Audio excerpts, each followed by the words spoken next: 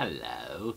Now it's time for part 4. I had to go and look up to see what part I had last posted. When I went to do the description and the tagging the video, I couldn't remember how many I had done before. I went out to go back and look. Oh, this is part 3. Oh, that's right. So this is part 4 now of Halloween Horror Nights history for Carnival of Carnage. Halloween Horror Nights 17 from the year 2007. Oh, I made a boo-boo in the previous video. I showed you the balloon, and I said, oh, this is from 2007. There was no parade in 2007. The doubloon is from 1997. 20th century doubloon, okay? Not the 21st century. 20th century doubloon. 1997. Halloween Horror Nights 7. Frightmares. Ugh. Can't believe it.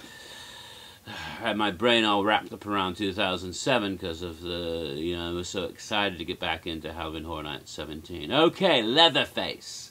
We're talking about Texas Chainsaw Massacre, flesh wounds, whatever the hell it was called, house in the disaster queue area that year.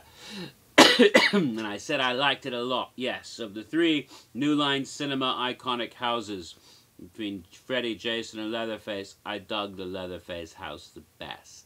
Just me, it was just my personal taste, I guess. Taste, meaty.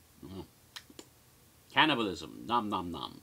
Anyway, there's been a lot of cannibalism in that location now to think of it, because there's Doomsday and Meaty Meats and even Zombie-geddon.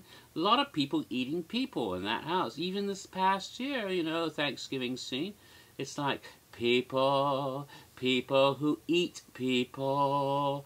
Sorry. I'm a big old show tunes queen, you know that. Anyway, never mind. Getting back to Leatherface. That would make an awesome musical, wouldn't it? Leatherface the musical? No, maybe not. I'm demented. Okay, getting back to the thing. Okay, they really did a marvelous job of creating the outside. And they had, ruined cars and stuff when you went through. And you went up into the house and through the back area going into the disaster queue. And it was just, I thought, superb. And when you go in the room, it was like going into the first room of the house in the movie. There's that metal sliding door over in the corner with a little eye hole in it, and the stairs off to the side. It was like, this is the actual frickin' house in the movie. And the old man is there. I expect him to go, bring it, and it's like, all of that is there. And I was really kind of freaked out because I thought at any moment that sliding door open and Leatherface will grab you and hit you in the head with a hammer. Didn't happen, but that's the feeling you have. So you're going through the house and you never know when it's going to happen. And the scenes in the rooms are just like in the actual movie in the house, and there's all this fucking bone things and jars with eyeballs in them and all kinds of creepy shit. And you go into the kitchen. Mama's there and she goes after you. And somebody grabs a girl and I swear to God, it was like somebody grabbed the girl that was in line and took him into the boo hole. It may have been somebody they knew, probably. It was a setup. Didn't happen every time. I think it may have been an isolated incident, but it was like, holy fuck. In the various scenes in the houses, again, memory is not as good as it used to be, but there's the woman with the baby. If you saw the movie, all the hits from the movie are in the house. It was pretty awesome. Then you go outside for a moment. You're not actually outside, but you feel like you're outside. And there's the bus. And I think there was somebody in the bus that you didn't expect to come out after you and shit. It was, to me, it was just, it really was effective, and there's lots of scares. Now, for me, one of the fun things that I thought, oh my God, I can't believe they recaptured this in the movie so well. And then I realized, holy fuck. No, I thought the guest was goofing on the movie. At the end, you go through, they have all these sheets. Like when the scene where the blonde kid is trying to escape from Jason, and he's running through the sheets that are their laundry, and Jason gets him and saws his leg off. Then he later takes him up and hangs him over the piano and all of that. Well, one of the guests was going, and Jason is coming through with his chainsaw. Not Jason. Leatherface is coming through with his chainsaw, and the sheets are there, and you're trying to go through the sheets, and Leatherface is behind them, and it's like that scene. And one of the guests ahead of me Leatherface is coming up behind him, and suddenly he stumbles. I thought, oh my God, he's doing the thing where he got his leg cut. Turns out he wasn't doing that. He actually tripped and fucking hurt himself.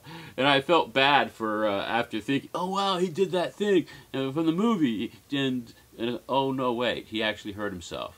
Fuck. So now I feel guilty for appreciating his injury because it fit in with the theme of the house so well. But I really dug that house of those three. I like Dead Silence a little better. Maybe that puts me in the minority. A lot of people didn't like Dead Silence house or movie, but I thought that was really effective with the special effects and all that they had in that house. To me, that was the best house of that year. Okay, so going back, Freddy, but this was the best of the three New Line Cinema houses.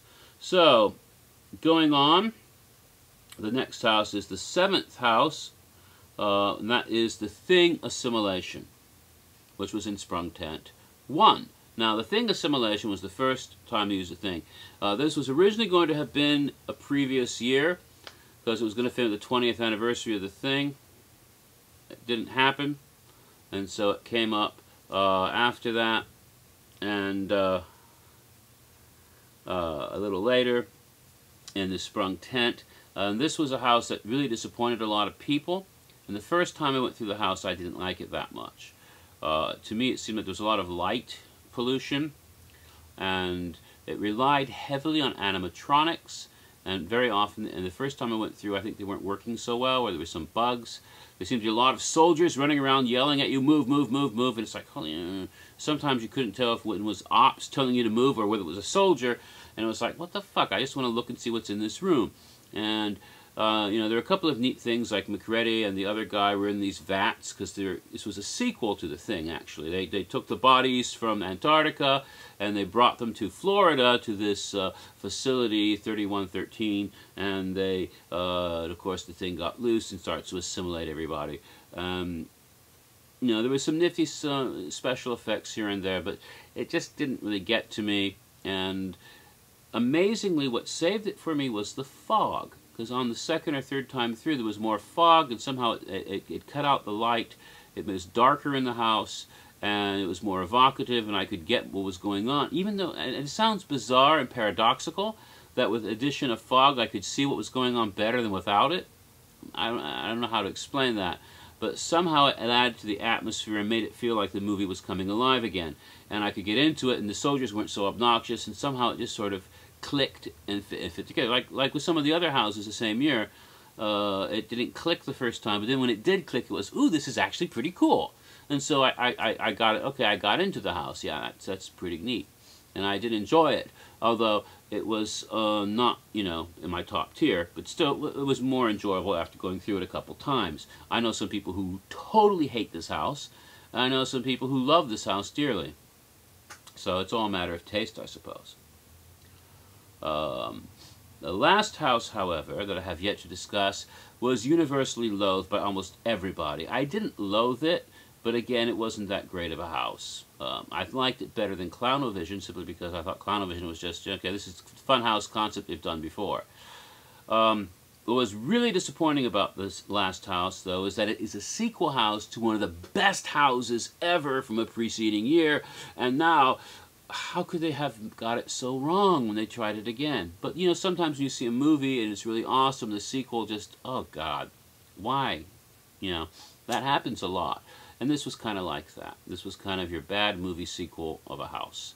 It is called Vampire Bloodbath, the last house to ever be presented in the Nazermans area at Universal Studios Florida. Because after this, that area was, they put in the Starbucks and the Ben & Jerry's, and because of that, it took up the rooms that were used.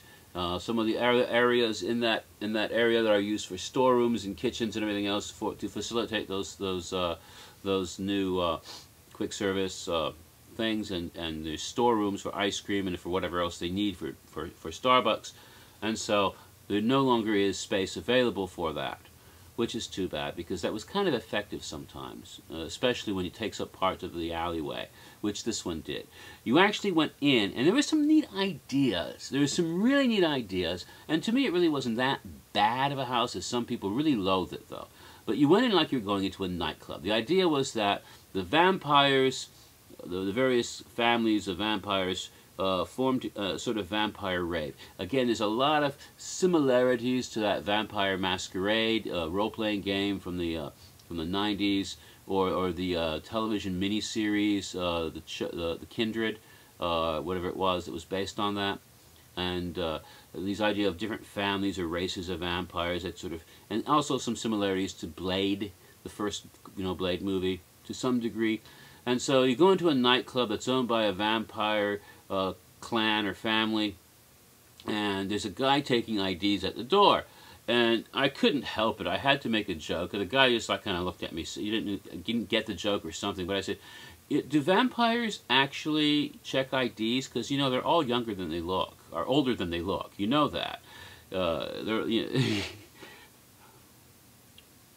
You get bitten when you're 18, so you're over 21 now. You're like 40 or 50 or 102, and you still look like you're 17 years old. So your photo ID isn't going to do shit. It's like, oh, you don't look like it. You're right. This is a fake ID. You look too young. It says you're 100. Anyway, I don't know.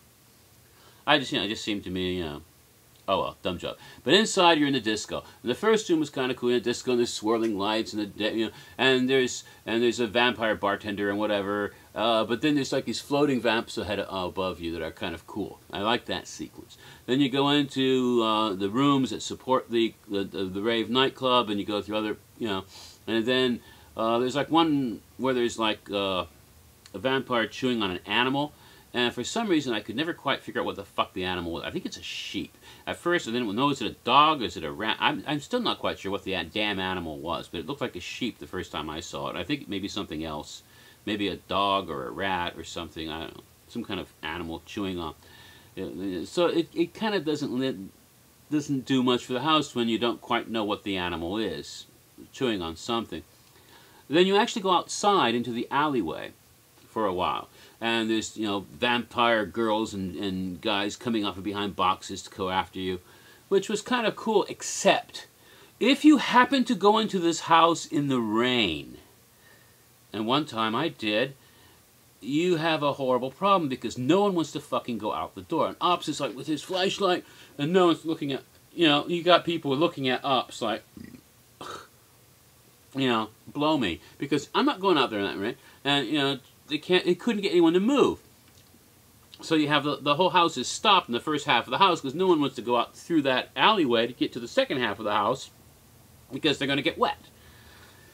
So that was part of the problem when that happened. Because the second part of the house, there were more, corpses and bodies, and it was more like the processing area where the victims who had been brought in from the dance floor were now being used. And it was similar to certain scenes that were in Castle Vampire to some degree, but it just didn't have the effectiveness of it.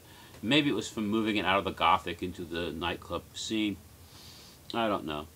But there was one interesting thing that appealed to me personally. There was some hot young vampire dude, and again, there was some hot, shirtless male vampires, as well as scantily clad female vampires, so it was a hotness, equal opportunity hotness, or whatever your attraction was. But there was one young hot vampire dude came right up and literally came up into my neck in area and kind of nibbled on me and kind of growl, kind of a half purr, half growl. Now, you're not supposed to touch you. Maybe this guy knew me, although at the time I didn't really know people that yet. I'd only just started posting on the Vault, and I really hadn't met anyone yet physically. So it was like, who the hell is this and why did they do that? But I appreciated it nevertheless because he was hot. And it was like, that's weird, but cool. And, you're not supposed to touch people, but I'm not going to report the guy because, it kind of turned me on a little bit. And it was like, well, that was awesome. And I still have no idea who that was, but I appreciated it a lot. And I imagine a lot of people probably appreciate it, whatever. So that was one thing I liked about Vampire Masquerade the time I went through it, one of the times I went through it. So that, oh my god, I completed all 8 houses. Holy crap. I think I did. Yeah, I think so. Let's see, what the hell is this? Oh, that's the scare zones. Okay. So that's what, yeah, I have notes. The notes that I wrote months ago, and some of this I'm trying to decipher what I wrote because I use my own personal shorthand. It's like, what the hell does I mean by that? All right, part 4 will come up later. If this isn't part 4. This is part 4? I think whatever part this is, the next part is later.